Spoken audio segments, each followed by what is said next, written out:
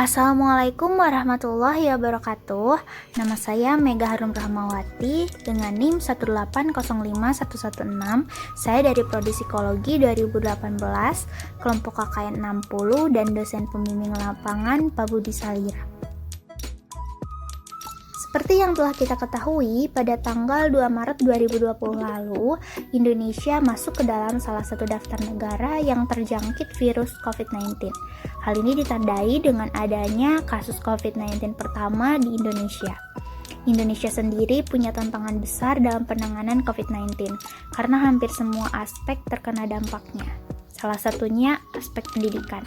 Pandemi COVID-19 membuat pemerintah akhirnya membuat kebijakan social distancing atau lebih dikenal dengan menjaga jarak fisik dengan tujuan untuk meminimalisir persebaran kasus COVID-19. Kementerian Pendidikan dan Kebudayaan atau Kemdikbud merespon dengan adanya kebijakan belajar dari rumah sehingga pembelajaran dilakukan secara daring atau secara online. Di video kali ini, saya akan membagikan beberapa tips agar belajar online tetap efektif dan menyenangkan walaupun di rumah saja. Yuk simak! Pertama, temukan gaya belajar yang cocok dengan kamu. Gaya belajar itu sendiri merupakan cara yang konsisten yang dilakukan oleh seseorang dalam menangkap stimulus berupa informasi, kemudian caranya mengingat, berpikir, dan menyelesaikan soal-soal. Terdapat 3 macam gaya belajar. Yang pertama, visual, auditorial, kemudian kinestetik. Bagi kamu yang mempunyai gaya belajar visual yang dominan, kamu dapat belajar melalui video, ilustrasi, ataupun gambar-gambar. Lalu kamu yang mempunyai gaya belajar auditorial yang dominan dapat belajar melalui musik, nyanyian, ataupun berdiskusi. Sedangkan kamu yang mempunyai gaya belajar kinestetik yang dominan dapat belajar dengan cara mempraktikkannya secara langsung. Yang kedua, buatlah jadwal belajar yang konsisten. Kamu dapat memperhatikan jam biologis kamu, kemudian memperhatikan jam yang tepat untuk kamu belajar, dan melakukan jadwal tersebut secara periodik. Kemudian hindari jadwal belajar yang maraton. Coba buat to-do list mingguan, dan jangan lupa sisihkan waktu untuk refreshing ya. Yang ketiga, cobalah untuk berkonsentrasi dan fokus menyimak materi pembelajaran.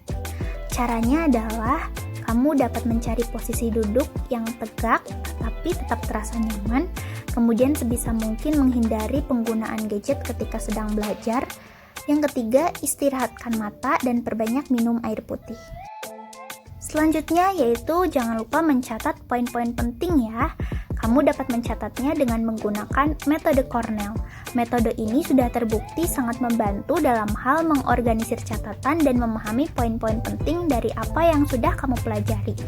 Nah, kamu dapat membuat kolom petunjuk, kolom catatan, dan kolom ringkasan. Yang kelima, ciptakan suasana belajar yang nyaman. Buatlah suasana belajar sesuai tipemu. Misalnya belajar sambil mendengarkan musik, atau belajar sambil memakan beberapa camilan atau minuman kesukaan kamu. Sehingga suasana belajar akan terasa menyenangkan, nyaman, membuat mood kamu bertambah dan kamu tidak merasa bosan. Yang terakhir, jangan lupa untuk beristirahat dengan cukup. Tidur atau istirahat yang cukup merupakan hal yang penting dalam hidup dan banyak manfaatnya. Penelitian yang dilakukan oleh Harvard University menunjukkan bahwa orang yang melakukan istirahat yang cukup ternyata dapat mengingat pelajaran dengan baik. Nah, itu dia beberapa tips yang dapat kamu lakukan untuk membuat kegiatan belajar online di rumah menjadi menyenangkan, tetapi juga tetap efektif. Terima kasih, semoga bermanfaat. Wassalamualaikum warahmatullahi wabarakatuh.